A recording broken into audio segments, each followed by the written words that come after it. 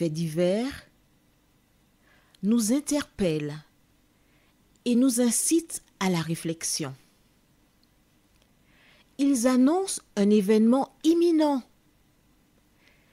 et d'une grande importance. Mais comment l'analyser? En écoutant Jean-Claude qui, à la lumière de la Bible, t'accompagnera et te permettra d'être prête, d'être prêt pour le retour de Jésus.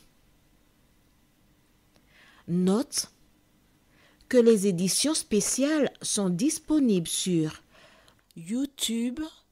Quelle est la réponse 2? Le 2, c'est le chiffre. Je te salue fraternellement en Jésus-Christ, le Sauveur du monde. C'est Jean-Claude qui partage avec toi cette nouvelle série qui s'intitule « Découvrir la vérité ». Salut, Marco et Jean-Claude sommes très heureux de te retrouver encore aujourd'hui. Nous sommes vraiment dans la joie, car la parole, je fais allusion à la Bible, nous indique comment se comportent les enfants de Dieu.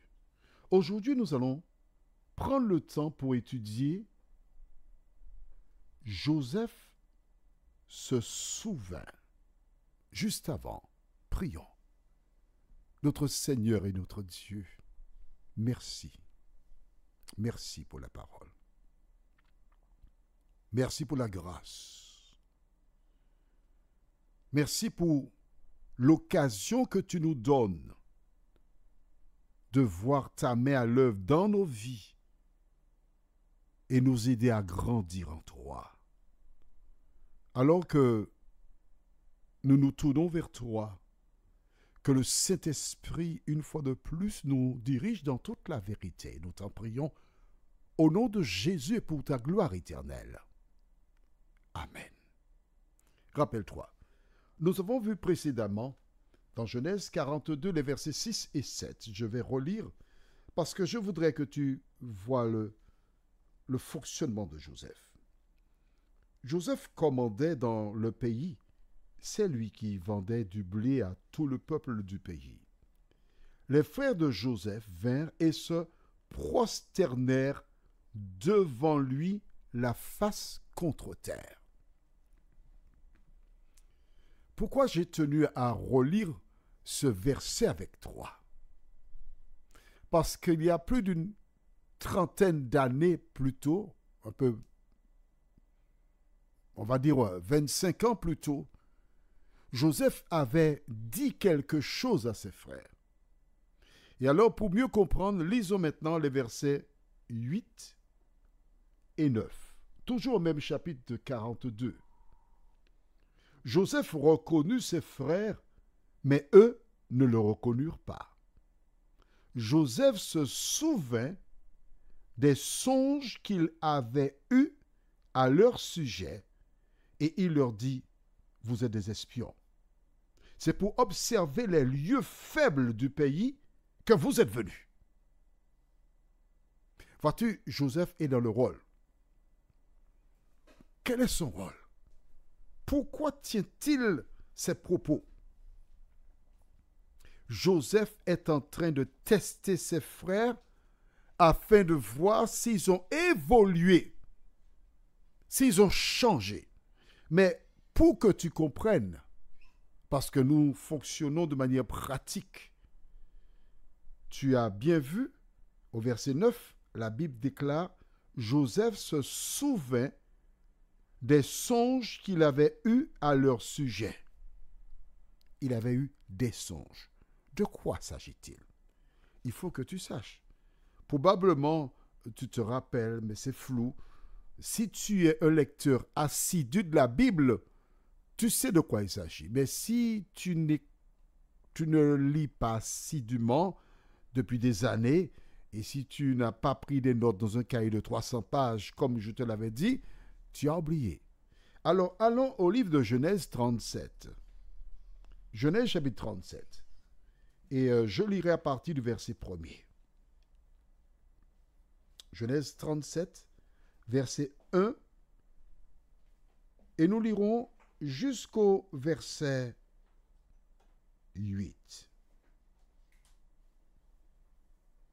Bon, d'accord, on ira jusqu'au verset 9. Jacob demeura dans le pays de Canaan, où avait séjourné son père. Voici la postérité de Jacob.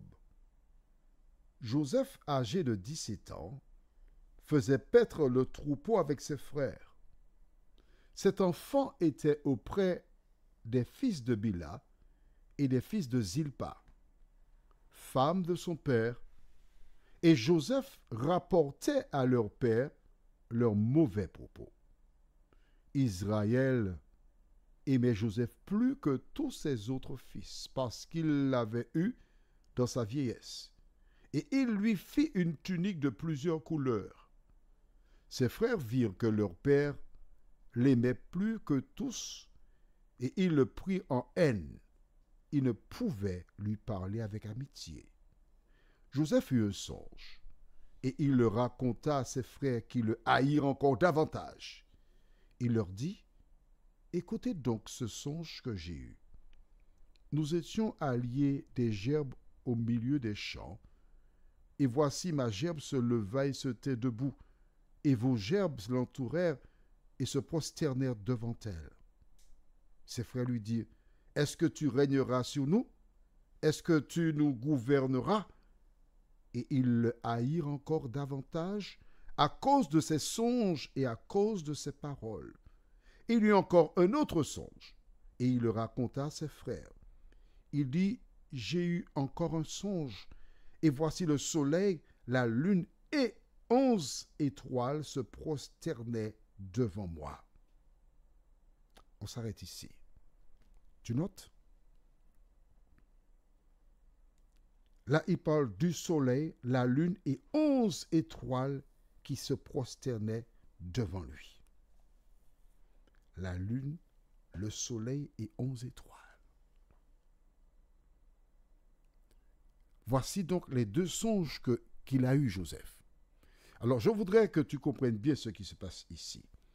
Lorsque Jacob, que la Bible appelle Israël, épousa bien contre sa volonté Léa, puisque c'est Laban qui lui a refilé, Laban lui a donné une servante. Et quand une servante à Léa, et quand Rachel devait l'épouse de Jacob, il a été donné encore une deuxième servante. Donc les servantes sont qui? Bila et Zilpa, qui donnèrent naissance à des fils qui constituent les 12 tribus d'Israël, ou les 12 fils de Jacob, si tu préfères. Mais ces garçons-là, fils de Zilpa et Bila, ils tenaient des propos qui n'étaient pas bien gentils, et Joseph rapportait à son père, voilà ce qu'ils disent.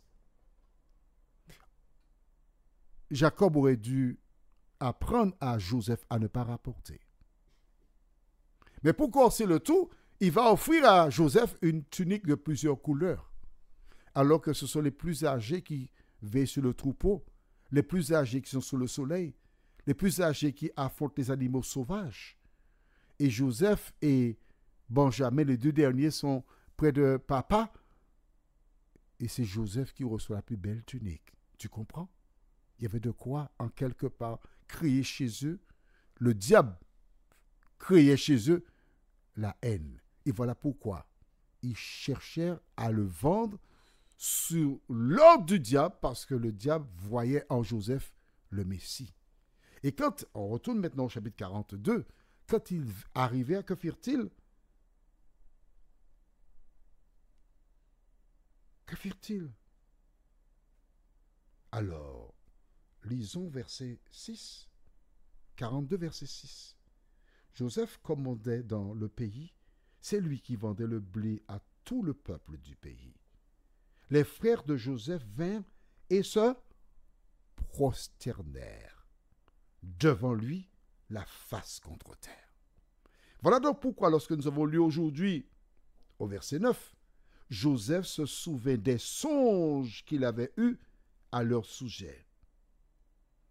Il se rappelle, lorsqu'il avait eu 17 ans, et la Bible déclare l'enfant, nous l'avons vu, il se rappelle que Dieu avait déjà annoncé, averti ce qui se passerait.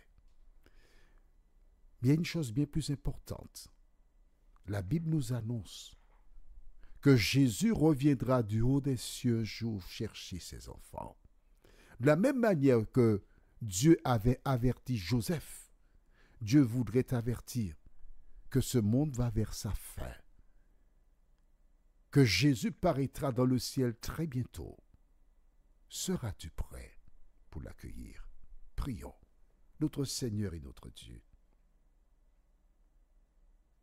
Nous voici devant toi en cet instant, car en nous basant sur ce qui s'est passé avec Joseph, nous croyons que tu viendras bientôt donner la vie éternelle à celles et ceux qui t'attendent pour leur salut. Merci pour la parole, Seigneur. Merci pour les promesses. Merci pour ta présence. Merci de nous aider à comprendre que ce monde et sa convoitise passent. Ce monde et sa convoitise, toutes ces choses ne font qu'éblouir celles et ceux qui n'ont pas l'enracinement de la parole. Viens nous aider, jour après jour, à passer du temps à lire la parole, à t'accepter dans nos vies, dans nos cœurs, à marcher selon cette parole, car ce n'est qu'ainsi que nous verrons réaliser sous nos yeux tes plans et tes projets dans nos vies. Que ta paix et ta grâce nous accompagnent, Seigneur. Nous t'avons prié non pas parce que nous en sommes dignes, oh non, mais c'est au nom de Jésus pour ta gloire éternelle. Amen. Que l'Éternel continue de te bénir et qu'il te garde jusqu'à son avènement.